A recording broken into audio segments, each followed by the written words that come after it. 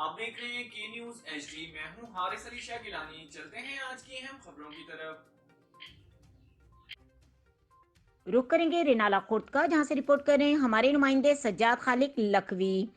دکھی انسانیت کی خدمت کا سفر جاری رکھے ہوئے ہیں۔ حکومت پنجاب اور ڈپٹی کمشنر کی ہدایت پر مستحق افراد میں سردی کے موسم میں رضائی، کمبل، چادریں، کوٹ، جیکٹس، پتلون، کپڑوں کی تقسیم کا سلسلہ جاری ہے۔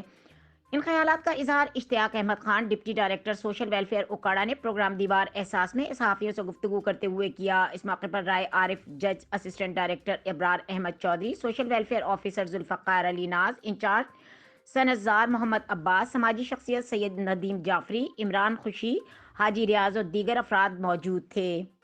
مزید خبروں اور اپڈیٹس کے لیے ہمارے ساتھ رہیے گا، تب تک کے لیے اپنا خیال رکھیے گا۔ اللہ حافظ۔